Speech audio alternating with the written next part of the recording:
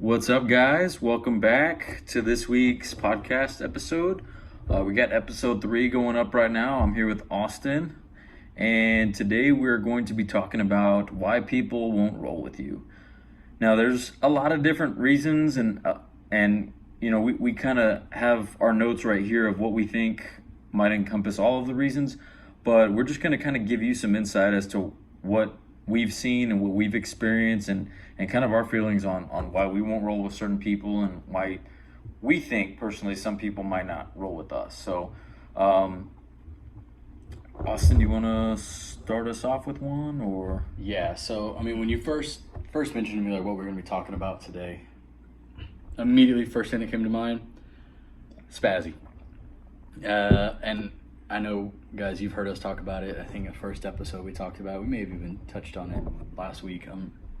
Can't really remember, but everybody starts off spazzy. You walk in the door, you don't understand how to slow down, think about things, because in your mind you're walking into a fight. Yeah, you're fighting for your life every 5-6 minute roll, which obviously is not the case. But we'll get into that a little bit more. But those chemicals in your body definitely kick in, and it puts you in a place where you see red. Yeah, and nobody blames you for being a spazzy when you first walk in the door. I actually had somebody, I think my first 2-3 weeks, that were like, "Hey, no offense, but I'm gonna pass on this roll. I'm just gonna go ahead and sit it out because I'm afraid when we roll, you're still a little spazzy. You're gonna end up getting hurt or hurting one of us or hurting myself." I was like, "Okay, well, wake up call." Yeah, and just to jump on that topic as well, I'm glad you said that, because there's been times that people have wanted to roll with me, and it's not too often, but there are times that I know for a fact like I could potentially get hurt. I mean, you could potentially get hurt in any roll that you do, obviously, but with some people that worry is probably just a little bit greater. And I've actually told people like, "Hey, like, no, I'm gonna find a different partner," and there's respectful ways of doing it, and I myself try not to be disrespectful, but sometimes people will tell you like they don't want to roll with you, and I think that's part of the game. That at some point, whether it be one of the reasons that we're going to go over, somebody will eventually tell you that they just don't want to roll for whatever reason. So spazziness is definitely a thing. The injuriness, because a lot of us have day jobs. This is a hobby that we do on the side to stay in shape, or if you want self-defense, and if you get hurt, you lose your income. That's a different side of the coin. You probably don't want to see. Not, we are not Conor McGregor making millions of dollars to even just walk into the cage, right? Right. I don't walk into a cage. I walk on the mat, say hi to my friends, and then get a little sweat going. At the end of the day, I got a job I got to do, man. I got to go to work and make money. I got bills to pay. I don't really have mouths to feed, but except my own. But you can't put yourself at too much of a risk doing a hobby. I mean, if you see this being your future and you see this being something that is going to make you money, then that's a little different. But not everyone sees it that way. A lot of people are in there for exercise, learning self-defense, like you said, and really just trying to get a good sweat. Man, don't let that be the reason that you have to take time off work and lose vacation hours, sick time, whatever it may be. Think ahead. Really kind of plan this out a little bit. But if someone was to tell me, "Hey, I kind of tweaked it," and I actually had somebody tell me that today. I tweaked something the other day. I'm just going to go ahead and kind of sit out. Hey, you know what? I told him, kudos to you. Good job for thinking ahead like that, because we're young. We're a little bullheaded sometimes. So I actually had to sit out last week at one point, because I had 2 rolls in and we were going into our 3rd roll. And during the 2nd roll, I ended up tweaking something. Knee ended up catching the outside of my calf on the muscle, not the bone thing, thankfully. And it kind of just made my leg go limp. So didn't go away, in 10, 15, 20 seconds, like I feel like stuff usually does, but it kept lingering. And I said, "Hey, like, I might need to sit the rest of this round out." And he understood. And I'm sitting over there on the side, and nobody else knew what went on in that roll. So they approached me, Yeah. and they say, hey, like, do you want to roll? And this goes back to the injury thing. Like, there's nothing wrong with saying, hey, no, I don't want to roll this one. I tweak my knee. I'm gonna sit this one out. Yeah. And people understand that. That's part of the game. So Man, I've had to sit out for cramps, get a real bad cramp, and it's like, man, this one's just not going away. Last thing you want to do is get in the middle of a roll, cramp, something tightened too much, and then pop. Then you're done. Like, now you're not going to be able to roll for months, and good luck working. I climb a lot of stairs at work, so that is not going to be fun. Excuse me. But, tweak a shoulder or something like that. Someone has an arm bar, and, this actually kind of leads into another point that I wanted to make. Someone catches a submission or an arm bar and tweaks it a little too hard. That right there could be a reason why you want to sit out. And that could also be a reason why someone may not want to roll with you as well, is because you maybe don't understand the fact that, we're training, right? We're not fighting. Okay? When we get on the mats, we're here to make ourselves better. We're here to make each other better. We're not here to hurt each other. You're not going to walk out the lightweight champion of the world when you get off the mats, right? All you're going to end up doing is hurting somebody.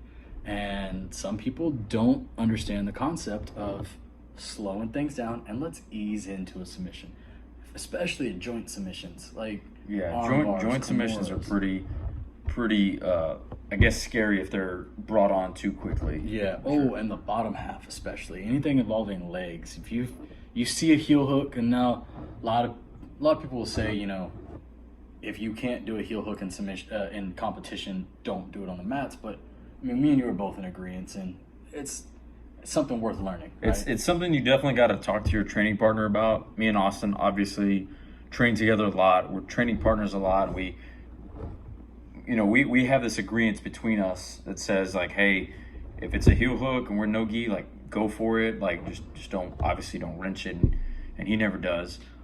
Which, thank you, by the way. Good luck for me even grabbing a heel. And you're too sweaty. You slide that leg right out. But we've have this gentleman's agreement that, like, hey, anything goes.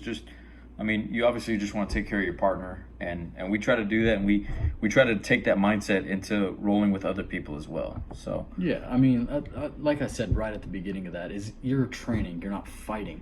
So don't go in there with the seeing red. I'm gonna beat this dude up. I'm gonna hurt this guy. I'm gonna take his elbow home as a souvenir.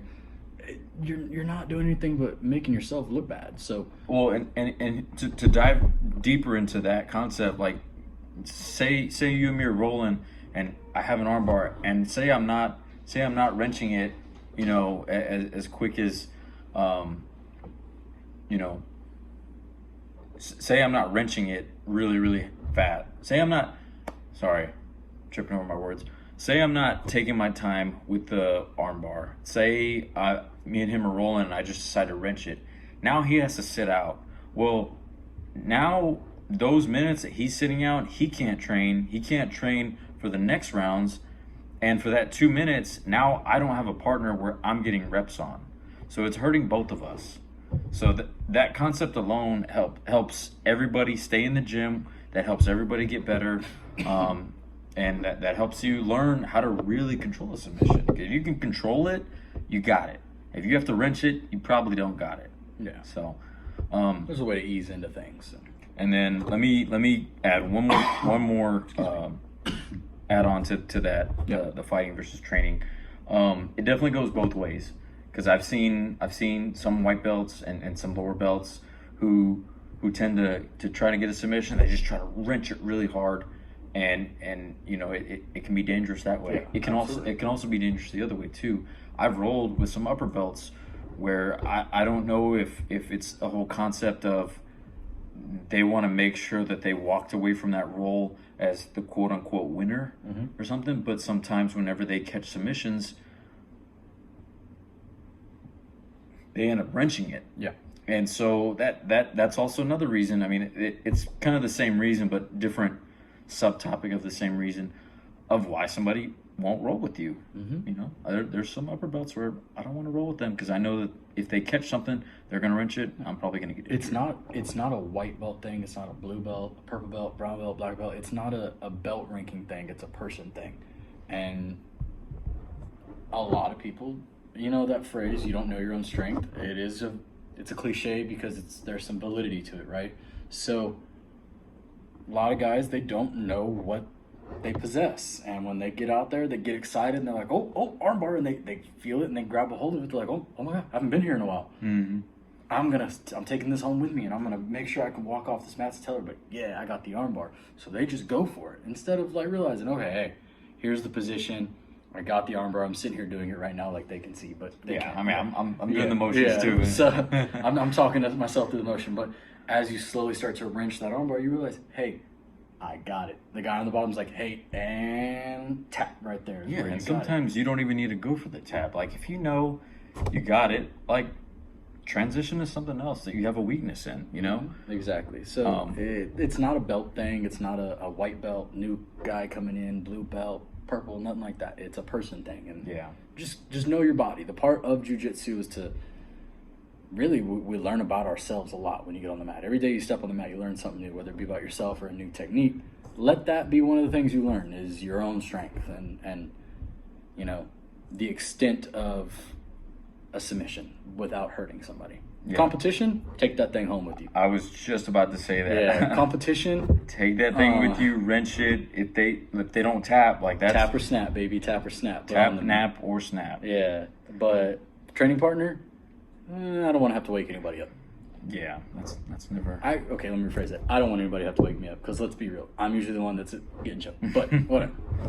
So this next talking point, it's not really one I think that we talk about too much, but I think it's a conception out there, and I'll touch on it a little bit. Sometimes I've noticed, and I've fallen victim to this too. Sometimes somebody new walks in, and you don't know what rank they are, because sometimes that can depict whether you want to roll with them or not. But sometimes they genuinely just look scary, you know, and not even like a bigger versus stronger type thing, but some people just have this face that it looks like, man, that dude is probably gonna mess me up if we roll. Mm-hmm. And he could be a brand new person, no experience at it. You could be, I can't speak on purple or higher, but if I see a brand new guy walk in and me and him the same size, same weight, same height, whatever, and I know I got a couple years on him, but he has a scary face, man, that might And say I don't know his rank, say it's no gi or whatever, and we're wearing whatever. It's like maybe I don't want to roll. Maybe I want to not roll with him initially, and then just kind of peek out of the corner of my eye and just kind of see how he's rolling and kind of feel him out. And I think that concept is definitely relevant. To some people coming in. Not even really just a look of someone's face, right? It may be. I know I'm explaining that weird. No. I get it. I 100% get what you're saying. But like the way they carry themselves, that swagger when they walk on the mats. Because if someone walks on the mats with like a swagger, immediately in my mind I'm like, he knows something I don't know. This guy, he's got some in his back pocket. There's a reason he has this kind of confidence. He's won some competitions, or he there's something about him where I'm gonna be like, I don't know you.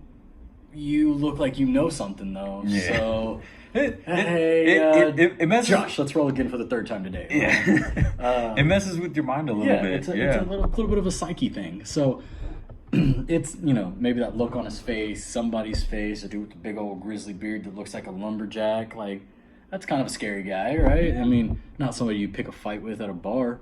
But that is a concept. Yeah, so. I mean, it's definitely it. Shoot, I think we've all fallen victim to it at one point. And then as you get a little more comfortable on the mats and you've been out there long enough, you realize, like, hey, once again, we're all training, right? He's not gonna hurt me. And you get a feel from most people too. You know how you have to roll with some people versus others. Yeah, and it's just time. Really being out there longer, you'll start to get to the point where you're like, I don't care what that guy looks like. But even still, that swagger and that confidence may still get you. Mm-hmm. Which is why you walk on the mats like a scared puppy. That way everybody wants to roll with you. And then I don't know if this topic falls under the topic we just talked about, or if it's its own. Mm-hmm. But there was, and this is story time. A couple years ago, we had a guy. I think I was a brand new blue belt or I was a high level white belt. I either had a couple stripes on my white belt or I had just gotten my blue. And this guy walks in and he has a gi and he's got gold lettering on the back and he's got his last name written across the shoulder blades, right? And he's got a white belt and no stripes. And, I'm kind of looking at him kind of confused, like, well, the gold throws me off. Dude's got a little cauliflower ear. Like, I don't know what to make of this dude. Like, Yeah. I mean, the belt says one thing, but then his demeanor says another thing. And super nice dude. I'm so glad I ended up rolling with him that class. I learned so much from him just in that one class. Mm-hmm. And he's actually kind of one of the ones that kind of taught me how to like take time from transitioning from one position to another. Come to find out, at the end of the roll, I'm like, hey man, like, did you train before? And he's like, oh yeah, like I'm a black belt in judo. Nah, there it is. And I'm like, oh my gosh, no wonder. I was wondering. I was like, what's up with the white belt, no stripes? And like it was and so he's a black belt in judo, and obviously you're coming to jiu-jitsu, you can't just be given a black belt. You have to, start. You got to earn your stripes. Sport. Yeah, it's a different sport. So, it definitely messed with my head a little bit because I thought one thing, and we were rolling. He was slow, controlled, and he was getting me and stuff. And I was like, man, maybe I'm just really bad. Like, I don't know. Maybe this guy's really good. Maybe the gold means he was a world champion or something. He's a natural. Yeah, and so he lost his belt at home, and the only one he had in his car was the white one. That's what it was. To kind of like, I guess, go on that, I definitely could see that being a reason why, like, you're just trying to get a feel for somebody, right? Like, there's just something about him. For him, it was the name on the gi that lets you know, like, no one just goes out and buys their name on a gi. Like, exactly, and it was in gold. Yeah, and so it was like, that's not a thing. Yeah. Like, I've never seen that before. So. No, 100%. Another reason why I could see someone being hesitant on a roll, another thing that I've been guilty of many times, size, man. I'm a firm believer in there are weight classes for a reason, right? But when you get out on the mat and you're middle of the roll, you finish your roll, something like that, it's time for a new one, and you look around and you have the option between a dude that's about your size or the dude that's 300 pounds, 6'7", 300 pounds. Naturally, you're going to be like, hey, you. I'm going to go with the guy that's my size, yeah. Because maybe, this giant might, in your mind, he might crush me, he might hurt me, something like that. So size is definitely a big thing. And a lot of the bigger guys don't like to roll with the smaller guys because they will never have to roll with a smaller guy. Well, and I feel like a lot of the bigger guys end up like dialing back their intensity a little bit. They feel like they have to. It hinders their role because there's somebody smaller. Which I'm glad they're of that mindset versus like, oh, I'm gonna roll with this small person, I'm gonna kill them. Yeah, well, I mean, there's also the kind of guys sometimes would be like, come here, I need a lighter roll, and you're like, well, that sucks. You might be their restaurant or something. I am their restaurant. When he says you're my lighter roll, come here and I get ragdolled, that's no fun. But size difference is definitely a big thing that could hinder someone from wanting to roll with you or you wanting to roll with somebody. And the thing is we have to get comfortable being uncomfortable, right? Jiu-jitsu is an art of many uncomfortable positions. How are you going to get out of it? You can't just tap because someone's sitting on your chest. I mean, you can. Gordon Ryan did it, but like, it's a different level. Yeah, that's arguably the number one no-gi grappler in the world. I don't even know about arguably. I think he's pretty solidified, but you have to get comfortable being uncomfortable. So just because somebody's bigger than you doesn't mean you should completely shy away from them. Don't be afraid to, hey, seek them out. Yeah. In a way. Yeah. I'll be a little hypocritical. I'll agree with you, but yeah. Don't be afraid to do it because you learn something from somebody every time. And the thing is, if you can learn how to get out of a crappy position with a big dude, you can learn how to do it with a smaller guy. Generally, if they're bigger, they're generally going to be stronger too. So nothing is more challenging than trying to wrench a submission on a big dude that can just muscle everything. when he can muscle out of a Kimura or an armbar or something like that, okay, what can I do next? Because people in my weight class, they're generally not gonna be able to do that. But if I know, like, oh, somehow someone is able to do that, I have another route, right? Armbar, reverse it over to a triangle, whatever. So Yeah, on so and you can also start mentally making a roadmap for like whenever you're rolling with bigger people. Okay, maybe I'm not going to get a Kimura. Maybe I'm not going to get Americana. Maybe I need to focus on chokes, kind of thing. And so that's when you start kind of developing like what you're going to be going for against certain people and body types. And whenever they have backgrounds, if they have a wrestling background, you're like, okay, this guy is probably going to be takedown heavy. Yeah, I'm going to be working a lot for my back. Right. Yeah, and I mean, that's not just jiu-jitsu, man. That's any sport. You go look at just mixed martial arts as a whole, right? Like, if one guy is a striker and he's fighting a wrestler, he knows in his mind he's going to have to defend the takedown, so he's going to have to change his game up a little bit. And he can do that because he's trained against people of all these different, specialties that he knows how to tweak his game to whatever his opponent may be. And that's the same thing, like, here we are in jiu-jitsu. I got to tweak my game to the bigger guy. I got to tweak my game to the smaller guy. Tweak my game to the more experienced, to the less experienced. It all about, creating your jiu-jitsu game as a whole, right? You're going to have a bunch of different angles you got to work. That's the best way to do it. You don't want to be good at only rolling with people that are smaller than you or your size or weaker than you. You want to be good at rolling with everybody, no matter their size. Yeah, and I think that's in a way just adopting a growth mindset, whenever you can on the fly, when you're rolling with someone, you realize halfway through, like, oh, this person has this specialty. Let me tweak my game mid-roll to adjust to see if now I can be in the more advantageous spot.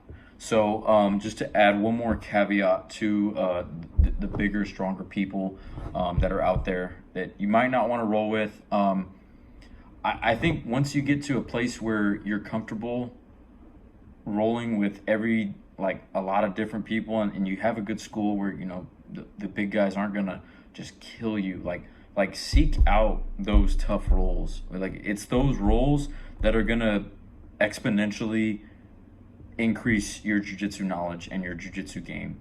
And I myself am trying to get better with that. Mm-hmm. And so sometimes, when we're talking before class starts, I'll go up to one of the big guys and I'll say, hey, like, can you and me make sure we get a roll today? Yeah. And that way I know what's coming. I know I'm going to be pushing myself. And I'm 100% always glad I did it after the fact. Yeah, absolutely. I've never had a roll with someone and regretted it afterwards, unless I got injured. But then I'd regret what I did versus something that they did. But always, well, sometimes if they don't know how to control it back, it could be on them. Then I learned. Okay, hey, if I ever roll with this guy again, I know, be expecting this, right? There are certain people that, especially when you roll with the same people over and over again, this person likes Kimuras. This person is an armbar guy. This person is a heavy top pressure guy. So, I mean, you learn every roll that you do. Sure. But, all right, so to go on to the next reason we have written down here, I have too much of a skill gap. And I say that in terms of, I guess we can talk about it in two different ways. But first of all, like when I was a white belt, I know I didn't want to roll with a purple belt just because I was scared. I was scared that, it kind of ties back to the scared factor. I was scared that they were just going to annihilate me. Mm-hmm. And I don't think it's always that way. But I remember at the beginning of my jiu-jitsu career, I would tend to not seek out the higher belts. Yeah. Just because I was scared that they would just tap me, 10 times in the span of 3 minutes. I was 100% the exact same way. Only higher up belts that I rolled with were you, whenever you got your blue, and maybe a few other people. But and that was only because they had their blue. Purple belt, not a chance. Brown belt, I won't even look that direction. Black belt, you're teaching the class. That's not even That's not even a viable option, right? I only wanted to roll and even to a certain point, I was just afraid of the stripes as well. Like, that guy's got 4 stripes, I don't have any. Like, that guy, he knows so much more, and so that would shy me away. But the thing is, those stripes mean time. That time means knowledge and control. So rolling with someone with that bigger gap means that they have more to teach you. They can see things from a different angle because they've been through it already, right? Mm-hmm. So yes, 100%. The color of the belt scared me off for the longest time, and now I've caught myself like, hey, where is the higher belt? I'd like to go and learn something. Go get smashed. That's gonna increase. That's gonna project your game like exponentially. Go get smashed for 3 minutes and get tapped to something that you've never seen before, and then spend the next 2 minutes learning it.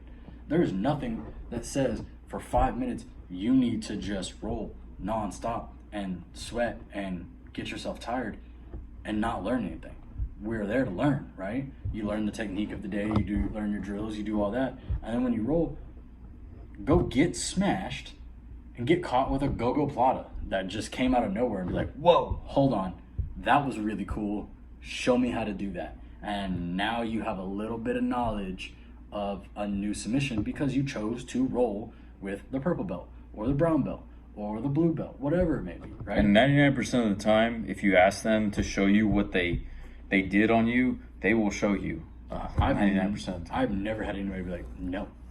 I've never asked somebody, hey, show me that submission. No. I've at that point been, all right, fine, keep your secrets. But like, we're here to learn. I'm eventually going to get there at some point. I could just YouTube it, but it's better seeing it right there on the mat, right? And I mean, it kind of goes both ways though. So I've been denied before trying to roll with a brown belt. Hey, can we get a roll in? They've told me, no, I'm going to go roll. I have an opportunity to roll with a black belt. I'm going to go do that. And at that point, okay, I understand.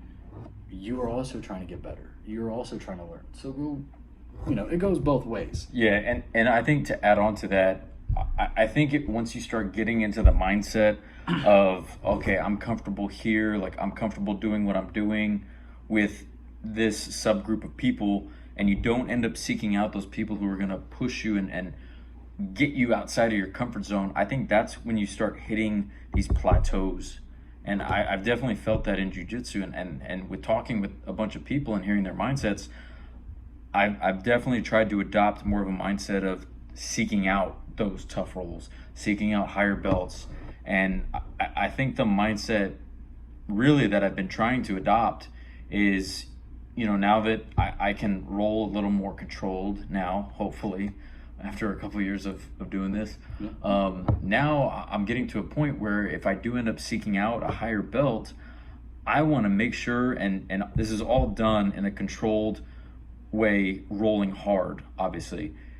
It's more of a roll of, I'm going for their head now. I want to shorten this gap between us as quickly as possible. And I want to get to a point where whenever I ask one of the higher belts to roll, they know that I'm going to come for their neck. They know I'm going to push the pace. They know I'm going to come for them. I'm going to give them a tough roll. You're going to make them level themselves up. Well, and I want them to know that, like, hey, this guy's going to push me today. Like, he's going to make me work. I can't take this round off. Yeah, which actually I think would make higher belts want to roll with you, right? Sure, like, yeah. As long as it's done in a controlled way, because if it's like, when you say I'm coming for your neck, like I'm turning up the pace, not I'm coming for your neck, like I'm trying to hurt you. I'm coming, like, it's not coming for your neck in like a spazzy way, like, if y'all are both upper belts kind of thing, but it's coming for your neck in terms of, like, I'm going to up the intensity, I'm going to push the pace, I'm going to try to search for submissions, and I'm going to be on attack mode instead of just defensive the whole time. You're done with defense. It's time to try and see if you can catch a submission on. 100%. And as a higher belt, I would hope, like, if I, as a blue belt, I would hope somebody that is a, no stripe or one stripe or something like that, white belt, is rolling with me, that they would also, let's work the submissions, like your basic submissions. And I would be a little disappointed if they just wanted to play defense the whole time. Well, Because you got- so can I Yeah, can I absolutely. like caveat to that a little bit? What I was gonna say is sometimes, you know, if you're in there, and I found myself doing this sometimes as well.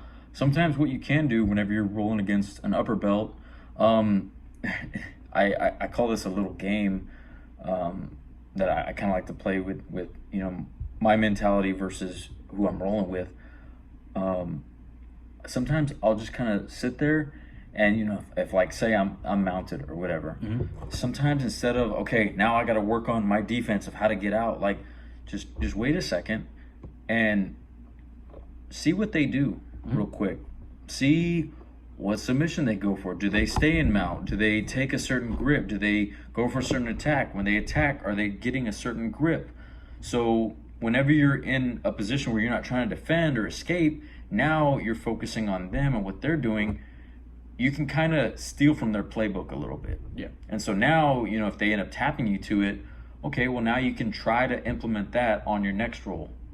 If it's somebody your same skill level, and you tweak it, and you make it better, and then now it's part of your game plan. And so I just wanted to add that in there real quick, just because I know I've done that a couple times where I'm like, well, I'm in a bad spot, but let me see what attack they go for real quick. And Absolutely. And I guess we got one more talking point. I guess I'll kind of start it off, and Austin can finish it off for y'all. We have scared of dragging people down. And so I guess this is the other side of the coin of what we were just talking about. Too much of a skill gap going that way. Maybe, you know, you approach a lower belt and they say no. And so now you have kind of the same thing, but going the other way of the spectrum. And I think a lot of this tends to happen whenever the person being approached, who might be a lower skill level, thinks that they're going to drag that person's role down. Yeah.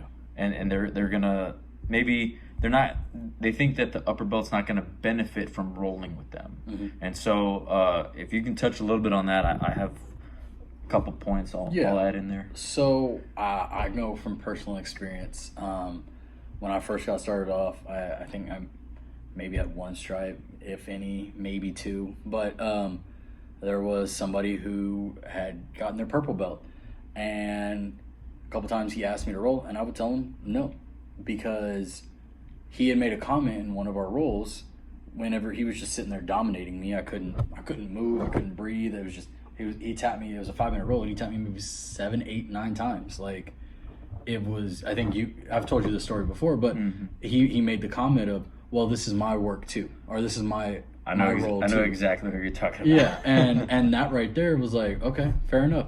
I'm not doing anything to benefit your game. You're not doing anything to benefit mine. Sitting there getting tapped 9 times in 5 minutes is not doing anything to help either of us. No, at that point you're trying to push me off the mat. So I'm just not going to roll with you, because I'm clearly bringing your game down when you have to make the comment to me, well, this is my time to work too.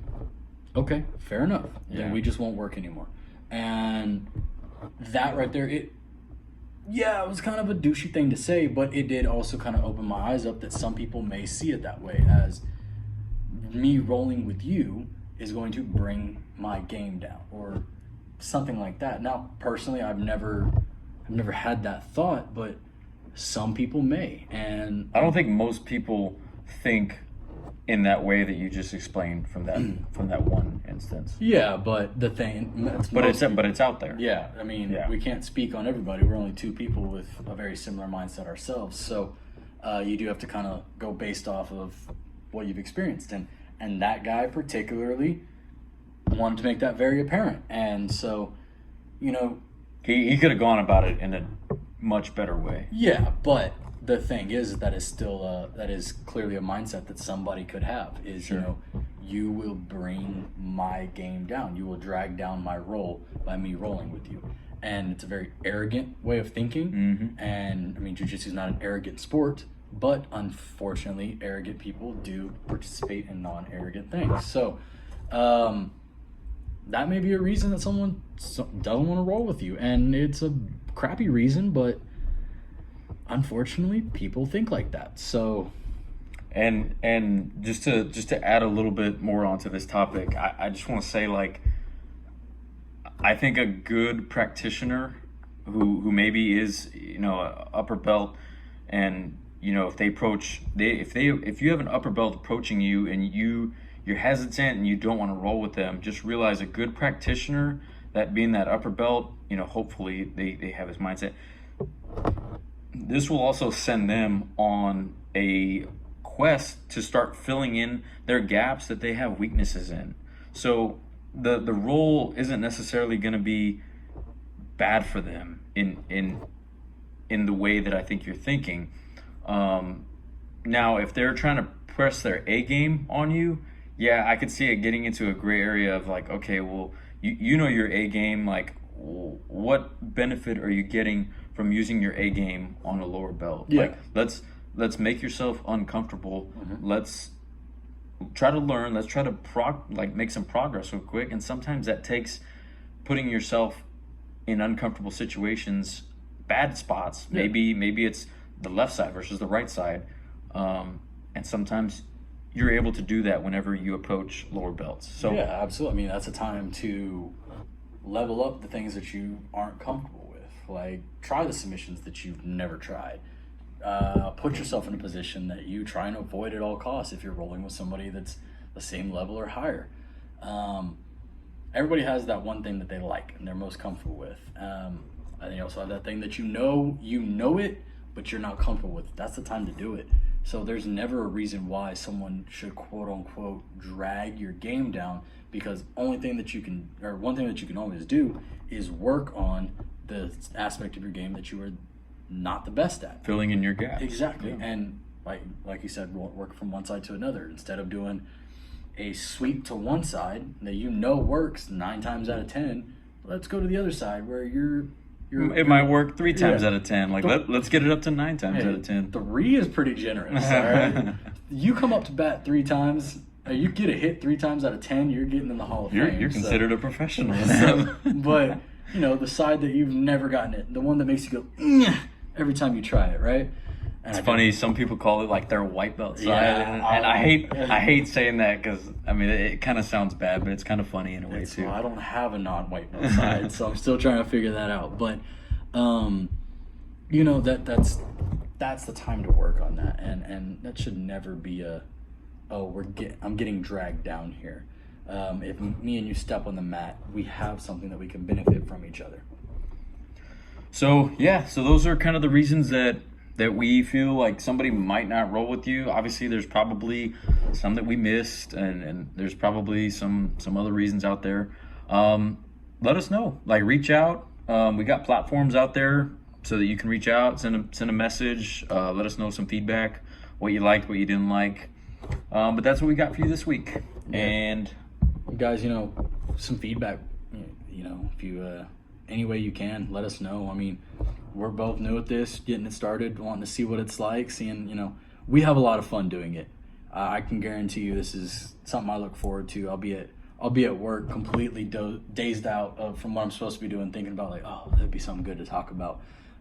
So anything that you have, like critiques, things you want to hear, things you don't want to hear, stuff like that, let us know. And, we can, work on it ourselves and try and critique this and make it as, inclusive for everybody as possible.